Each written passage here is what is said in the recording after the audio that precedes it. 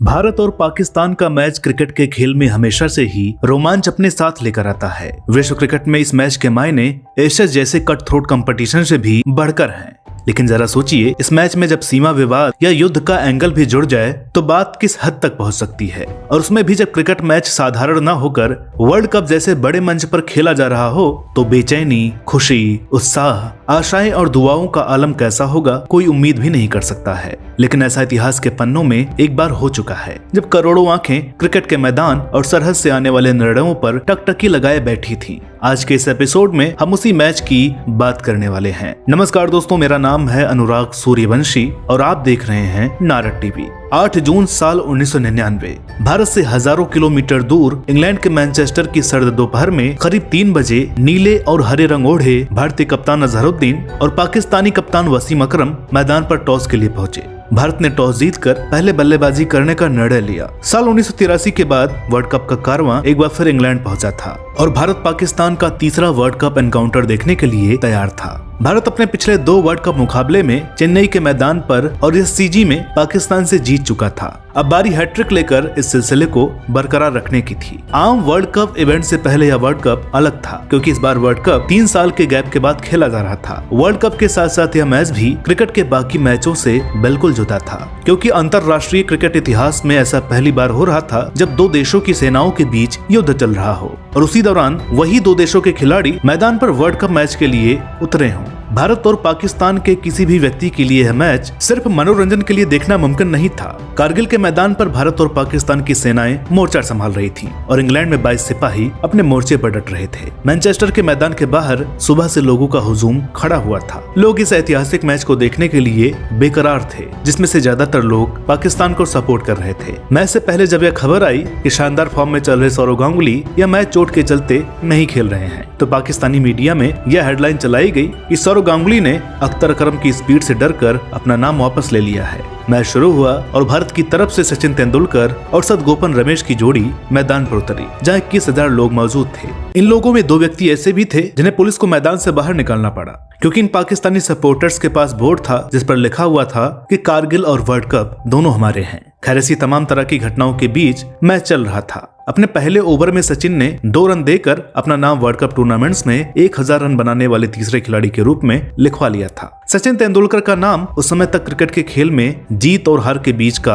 अंतर बन गया था। उनको जल्दी आउट करने का मतलब विरोधी टीम को आधी जीत मिलने की गारंटी बन गया था। खैर, दोनों बल्लेबाज अपने शानदार शॉट्स के साथ खेल को आगे बढ़ा रहे थे। पूरा भारत अपने घरों में कैद टेलीविजन और रेडियो के पास बैठा हुआ था। 12 ओवर की दूसरी गेंद पर 37 के स्कोर पर भारतीय टीम ने सदगोपन रमेश के रूप में अपना पहला विकेट खो दिया जो 20 रन बनाकर अब्दुल रज्जाक के शिकार बने थे। इसके बाद मैदान पर उतरे राहुल द्रविड़ जो इस टूर्नामेंट में सबसे ज्यादा रन बनाने वाले खिलाड़ियों में शामिल थे। सचिन तेंदुलकर इस मैच में अपने टस में नजर आ रहे थे लेकिन भारत और पाकिस्तान के करोड़ों लोगों की तरह बेचैनी उनके मुंह पर साफ नजर आ रही थी। सचिन अपनी नियमित रफ्तार से रन नहीं बना पा रहे थे और 21वें ओवर में उनकी इस बेचैनी का फायदा अजहर मसूद को मिला जिन्होंने सकलेन मुश्ताक के हाथों सचिन को 45 के स्कोर पर आउट कर पाकिस्तान को चैन की सांस लेने का मौका दिया। सचिन ने अपनी इस पारी के दौरान 65 गेंदें खेली थीं, जिनमें 5 चौके शामिल थे और उस दौर में सचिन का खौफ किस कदर विरोधी टीम सहित पूरे देश पर हावी था इसका उदाहरण इस मैच में तब देखने को मिला जब पाकिस्तानी संसद में युद्ध के माहौल पर चल रही बातचीत के बीच पाकिस्तान के सूचना मंत्री ने कार्रवाई के बीच सचिन के आउट होने की खबर संसद में सुनाई थी और इस बात को सुनकर पूरी संसद में हर किसी के चेहरे पर मुस्कान थी और पूरा भवन तालियों की गड़गड़ाहट से गूंज उठा था। भारतीय टीम की तरफ से लगातार अच्छी साझेदारियां हो रही थीं, लेकिन रन उस स्पीड से नहीं आ रहे थे जिस रफ्तार से आने चाहिए थे। सचिन के बाद मैदान पर उतरे अजय जडेजा 14 गेंदों में सिर्फ 6 रन बनाकर आउट हो गए थे और इसके बाद मैदान पर उतरे कप्तान अजहरुद्दीन ने 15वीं गेंद पर अपना पहला रन बनाया था। मैच से पहले कमेंटेटर्स और क्रिकेट प्रशंसक पाकिस्तान के जिस बेहतरीन पेस अटैक की बात कर रहे थे उनका असर साफ दिखाई दे रहा था। अकरम और अख्तर अपनी लय में गेंदबाजी कर रहे थे। राहुल द्रविड़ ने जब 35वें ओवर में अपना अर्धशतक पूरा किया तब अजहरुद्दीन 28 गेंदों में 10 रन बनाकर खेल रहे थे। खैर, आगे चलकर अजहरुद्दीन ने भी अपना अर्धशतक पूरा किया और भारतीय टीम 6 विकेट खोकर सिर्फ 227 रन ही बना पाई थी। राहुल द्रविड़ ने 61 और अजहरुद्दीन ने 59 रनों का योगदान दिया था। अगली पारी में किस तरह भारतीय गेंदबाजों ने पाकिस्तान को सर उठाने का मौका नहीं दिया जानेंगे इसी वीडियो में। लेकिन उससे पहले मैं एक बार फिर लेकर आया हूँ आपके फायदे की जानकारी। दर्शकों, आपको कैसा लगेगा अगर आपको 500 रुपए का बेल्ट 9 रुपए में मिले, 500 रुपए का ईयरफोन 69 रुपए में मिले, 1000 रुपए की कंबल 131 रुपए में और 1000 रुपए की साड़ी 75 रुपए में मिले। मस्त प्लान है। अब आप कहेंगे लूट मची है क्या? तो हमारा जवाब है बिल्कुल। आप पूछेंगे कहां पर भाई? रुको जरा, सब्र करो। तो ये लूट मची है यारी ऐप पर। यहाँ आपको मिलते हैं बेहतरीन क्वालिटी के प्रोडक्ट्स, साथ ही साथ men's, women's and kids wear, footwear, jewelleries, electronics item, home and kitchen item के अलावा आपकी जरूरत के और भी ढेरों प्रोडक्ट्स आपको यहाँ मिल जाते हैं, वो भी बेहद किफायती दामों में और शानदार ऑफर्स के साथ। तो अगर आपको ऑफर का लाभ उठाना है तो जल्दी से हमारे डिस्क्रिप्शन में दिए हुए लिंक पर जाइए, यारी ऐप को इंस्टॉल करिए, रजिस्टर करिए और अपना ऑर्डर प्लेस करिए। इतना ही नहीं, यारी ऐप के जरिए आप पैसे भी कमा सकते हैं। मेरे को तो ऐसा धक धक हो रहा है।